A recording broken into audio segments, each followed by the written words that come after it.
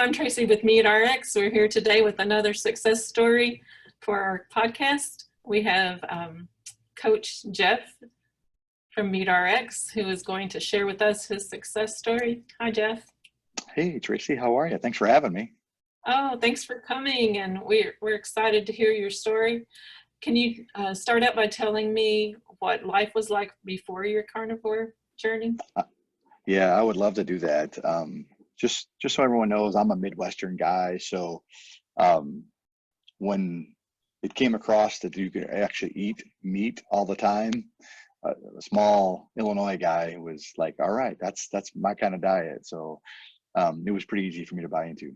So we'll start on how what life was like before I went into, meat-based, low-carb, keto, carnivore, whatever you want to call that. So picture this: elbow deep in a bag of Doritos. That was me. So if there was a bag of Doritos, there's a real chance I would have been eating them all the time. If there was a supersized large fry sitting around, there's a real chance I was on the business end of that. If there was, the big 44 ounce big pops, I was on the business end of that straw. So that's, I hate to even call it the standard American diet. I had a real desire to eat a lot of food without even a thought of if it's good for me or not. I had a real difficult time in even judging whether or not I was full. So if we were to go buy the box of Little Debbie brownies, that meant the box of Little Debbie brownies was for me. That's just kind of how it went. So I ate like that for pretty much my whole life, because I was an athlete in high school, and I spent a lot of time, for football, wrestling, baseball, whatever that was. So I did a lot of that, and we were constantly eating because when you're a kid, you kind of spend a lot more energy. But that all turned into as an adult, and it began to work, and I began to plug in and punch in every day. And I would get up in the morning and I would knock out, big Jethro sized bowl of cereal. And then I would go to lunch, not even realizing I'm not hungry, and eat, 2 bologna sandwiches with extra meat and extra cheese, and, and then the big pop. And then of course there'd be time for dinner. And so my diet was I would believe like most people's, except for I didn't even realize that I had a bad diet. I just didn't even recognize, because I was ultimately a pretty healthy person, as an outsider looking in. But there wasn't a drive-through I passed up, almost as if to say, I don't know if anybody watches TV out there, which I'm sure they do, but the TV show King of Queens, the big dude, King James, or whatever his name is, Kevin James, he always jokes about eating a lot of food, and while you're there, give me the sundae. That was me. That was me all day, every day. And it's making me, realize that I ate a lot of food and unnecessarily. So that was me prior to carnivore. Okay, I understand. Been there myself. It's kind of sort of in that way. So how did you learn about carnivore? And you said you did keto, so there was a process where you came to carnivore. Yeah, for sure. So, rewind, just so people know, I am a Division I basketball referee. So I spent a lot of time on the road, being athletic, doing athletic things. I don't have a office job per se. So I spent a lot of time on my feet, a lot of time trying to prevent injury, things like that. So I did that at my heaviest weight was 260 pounds. And that was even before a year and a half or 2 years ago. But I kind of bounced back and forth. But it was a late night in January. I was in the hotel room, and I had one friend that did some low carb and had some success on it, and he was a basketball referee too. And he kind of mentioned that, maybe you should try it. We had talked about it here and there, and whatever. I'm driving 4 hours, so I got to my hotel. It's about 10 o'clock at night. And of course, at 10 o'clock at night, there's not a whole lot open. There's McDonald's and, White Castles and things like that. And all of a sudden, when I checked into the hotel, I looked out the window, and there was a Denny's And I said to myself, well, this is a perfect time to go order steak and eggs. So that night, cold night in January, I walked across the parking lot, got steak and eggs, came home, and had that for dinner that night at 10 o'clock at night, and pretty much never looked back after that. I can tell you, I had to do a lot of self-education. I had to do a lot of self-research, because if you're going to be good at something, and you really want to, succeed and have excellence, you have to find a way to educate yourself. And because we're not going to have people knocking on our front door going, hey, I'm here to teach you about the carnivore diet. So, was any normal American, they start Googling stuff. They start Googling low carbs, and then next thing you know, keto pops up. And then I spent, months and months on keto diet, so much to where I was pricking my finger 3-4 times a day, trying to chase the ketone, peeing on the sticks, trying to get a bright red, and, drinking MCT oil like it's candy, just doing everything I can do to be able to, get those ketones up. And I think that's what's going to cause my success. Now, I did end up losing quite a bit of weight, got down to my goal weight. I wanted to be 200 pounds by the time I was 50, my 50th birthday. I achieved that goal. I am actually going to be 52 in September. So that's the kind of time frame we're looking at. So at my 50-year-old birthday, I remember, getting pictures taken of 200 pounds. Everybody's like, hey, you look great, or whatever it was. And I call it, I was a skinny fat. I was skinny. You could tell that I had lost weight, but I didn't feel fit. I didn't feel strong. I didn't feel like, I could still do things, but it wasn't there. So spent some more time on the internet, Googling things, and we spent all of a sudden, and I've listened to a lot of these success stories, and I've listened to a lot of people who find success in the carnivore diet. And I hate to put a number on it, but my guess is over 90% of the people who come into carnivore is because of the Joe Rogan podcast, and Sean's on there. And I remember, it was also, there was another podcast that he had with is it Peterson? Maybe, I forget. So he did a carnivore diet also, but really with Sean was really attracted to me because he's, basically, hey, listen, you want to be healthy, eat a ribeye. That's it. And I thought, man, is that something I can do? Is that, I had really, really processed that. So then I found myself, basically scrolling through all of Doc Baker's, YouTube videos and any kind of information he had out of there. And I blinked my eyes and I'm like, all right, let's do it, and I just started eating steak, and I started, throwing some eggs in there, and every once in a while, maybe having some cheese or, whatever that was. But, and I'm like getting up at 5 a.m. I'm feeling great.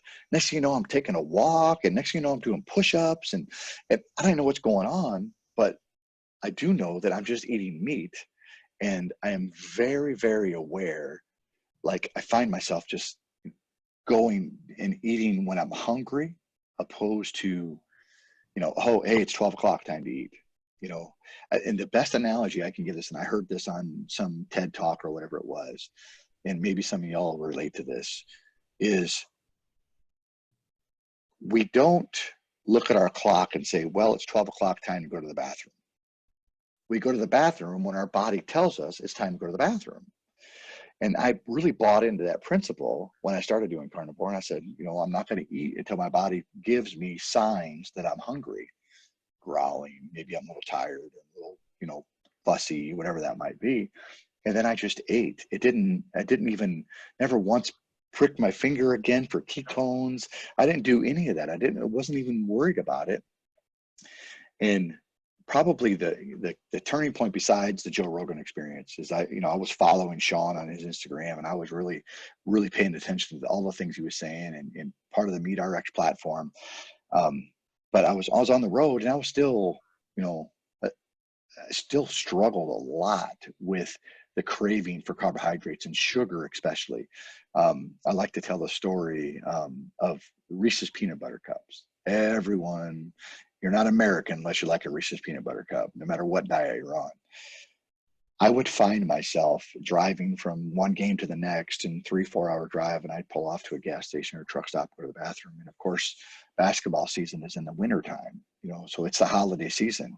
Well, we all know in the holiday season, Reese's peanut butter comes out with Christmas trees, and they got big displays of them, and it looks so pretty. And I would find myself literally standing next to this big display of peanut butter cups and just petting them, going, man, I would love to have a peanut butter cup. But that was on keto.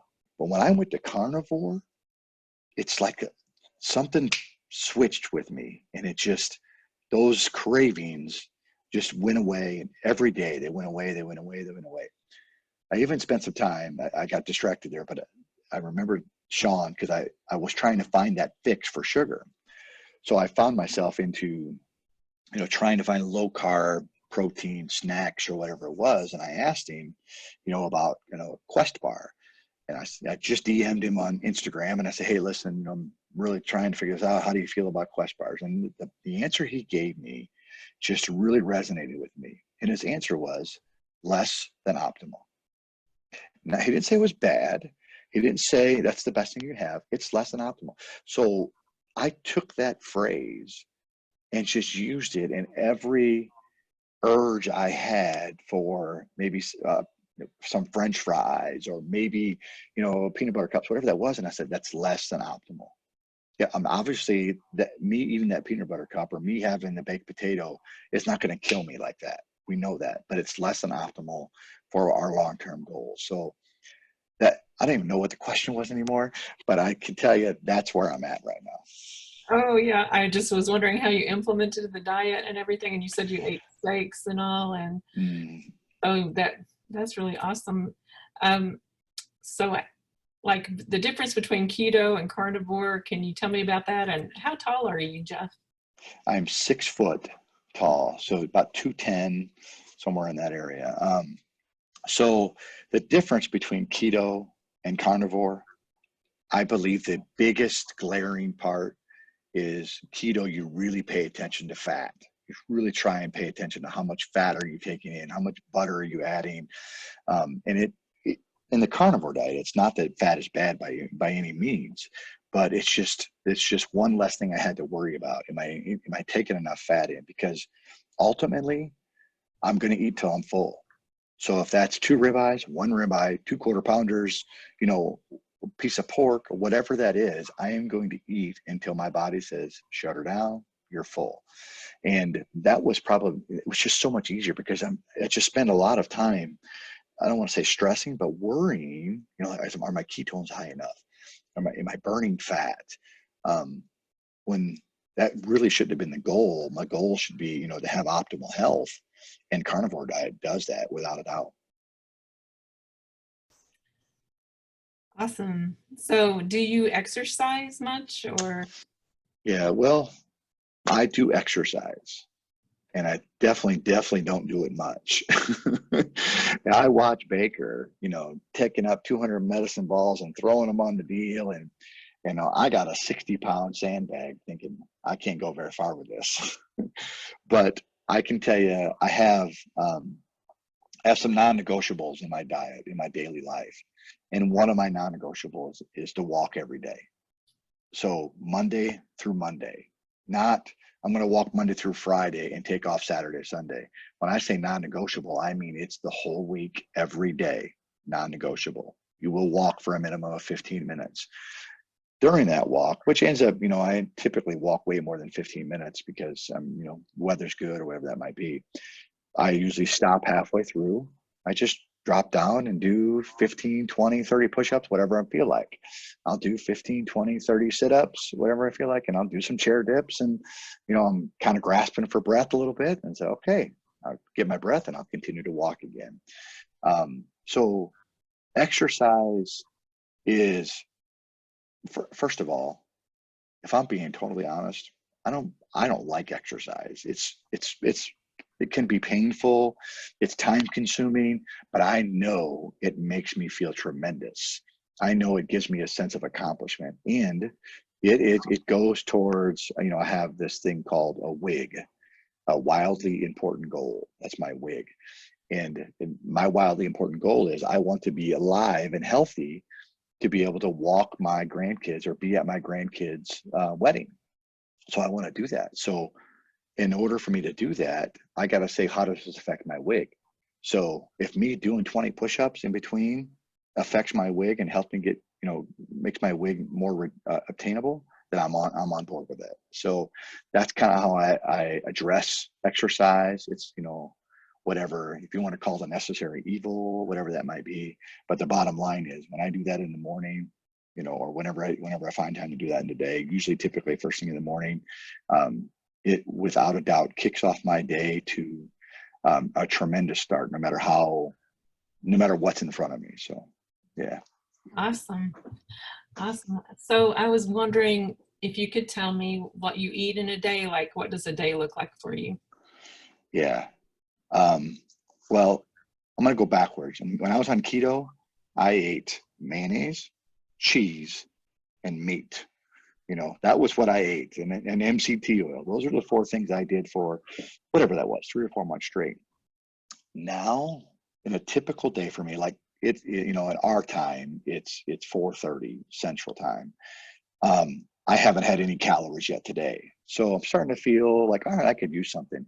I will probably go home, maybe grab 3 or 4 eggs, big piece of ribeye or sirloin, whatever I have in the freezer. My son is a hunter, so we have deer in the freezer, so I can ground up some hamburger meat. But typically in my day, you can guarantee I will have red meat. When I say red meat, I mean beef, almost daily, and then maybe sometimes sprinkle in maybe some chicken or a pork piece or something like that. And I would say probably within the week, within the whole week, I may have 6 to 8 eggs within the whole week. Because here's what I like to say about carnivore. When you're cooking eggs, and I have my son who's 20 who doesn't do carnivore, and then my wife who doesn't do carnivore either. But when you cook eggs, it brings people out of the woodwork. So if I was to make 6, there's a real chance I'm only going to eat 2 or 3 because they're scattered out amongst them. So, but a typical eating day for me is for sure some sort of T-bone, ribeye, sirloin, deer, some sort of deer hamburger, or just hamburger in general. And bacon, not so much. And the only reason I don't put bacon in my diet is just because it's a little bit more, more work for me to cook. I don't want to spend a whole lot of cooking. I want to spend time eating. And I don't quite trust, if they're adding sugars to bacon, and, I just don't quite trust all that process yet. Not that I'm afraid of bacon. If I'm at a restaurant and I order a bacon cheeseburger, I'm probably going to eat the bacon. But I typically don't worry about that bacon. It's eggs, red meat, pork, and chicken every day. Yeah. So are you on one meal a day? Because that sounds really good. Yeah. I don't know. Sometimes it is 1 meal a day. Sometimes it does carry that way. Like if I'll have dinner at whatever 5:30, I may have that big meal, and then maybe I might have another snack, maybe some string cheese or something like that. That might, an hour later or something like that before I go to bed. But it just really depends. Like yesterday, my first meal was at 11:30 in the morning because my body, I'm like, I'm hungry. For whatever reason, I need something to eat, so I choose to eat. That's just kind of how I do it. So. But don't really stress over 1 meal, 2 meals, 4 meals, intermittent fasting. I mean, I just don't eat until I'm hungry, and I'm purposeful about that. Mm-hmm. Oh, okay. That sounds good. So you're a coach at MeatRx, and people can find you there. Are you, what's your coaching strategy? What you like to do, if you're going to have clients, and what kind of strategy would you use, and how did you decide to become a coach? Good question. Very good question. So I'm going to start with how I decided to be a coach. Obviously, and I had this discussion with someone else today or yesterday, whenever that was, but we carnivores, low carbs, ketos, whatever you want to call it, we are the minority. If you put me in a room full of 100 people, there's a real chance that I'm the only one that's just eating meat, nothing else, no carbohydrates, none of that stuff. So we're already the minority. And what happens when you buy into a system like that, you tend to want to be, help spread that word. And one of those things that I could do was help be, a carnivore coach to help get people to understand that. It made me more educated. And I used that platform to get certified as a carnivore coach during this shutdown times of COVID-19. And I told myself, well, I'm going to spend this time to be better. I want to be better educated in whatever I'm doing. And I picked, to be certified as a carnivore coach, which I was able to do that. And now I'm better educated in that, which now I can go out of C19 when it's over with. And they can say, what'd you do during C19? Well, I became certified in carnivore coach. So that's the answer to the first question. The second question is how it was my coaching style. This is what I would believe the best way to explain it is, it's my job to convince you that what you're doing on a daily basis is worth every painful sacrifice you might be giving up. Because it can be difficult. It can be a very difficult situation. And I say that sometimes us eating in our family is one of the most difficult things saying I'm going to be a carnivore is way easier than going to dinner on a Friday night with your family and saying, I'll just have a slice of ham or whatever that is, whatever's available. And then everyone looking at you sideways. That is very, very difficult. And that's what, a carnivore coach, besides educating, but we're in the world of the internet. You can Google just about any question you might have about the carnivore diet. It's, at least for me, it's my job to be there to support you, to convince you that you're doing the right thing, to convince you that, even though it's painful now, you're going to find some real glorious victories at the end of it. And I like to use the phrase, suffering has value. You may not want to repeat it, but it has value. And that's what we have to do. Sometimes, as much as we want to say it's easy and, all you got to do is eat steak, and that's us just trying to, make things, get you motivated. But it really takes a mindset to say, I'm a champion, I'm a competitor, I'm going to do this for the better being of my health. So that's probably where I would land on that. Yeah, you got to know your why. Why am I doing this? And you seem like a very committed person to be in families that don't, like your son and your wife don't do carnivores. So that's admirable. Yeah, it's definitely something that, takes some getting used to for people to understand that. But I want to be a better husband. I want to be a better dad. I want to be, eventually a better grandpa. And I believe this is the way for me to do that. And I'm just going to lead by example, and hopefully, and then what's going to happen, this is what happens, I believe anyway, whether it's my family or my friends, they're going to come into a rock bottom situation. They went to the doctor. I got type 2 diabetes. I'm, close to needing, I got high blood pressure, name the situation. And they're going to say, Jeff, can you help me with this? That's what's going to happen. You hope it doesn't happen. We're here to keep you from doing that. But 9 times out of 10, those people are going to have to hit rock bottom first before they'll actually commit to buying into making a change in their lives. Yeah, that's true for many, many people. Unfortunately. Well, yeah. Thank you so much, Jeff, for sharing your information and your story. And I know if someone wants you to be a coach, they can find you on MeatRx. Me too. Yeah. And we'll try to help people as much as we can. For sure. Thank you so much for having me, Tracy. And do hard things, everybody. It's something we have to do. We have to buy into, and we're doing it. We want to do it with you. So do hard things, everybody. Yeah. Thank you. Bye-bye. Bye.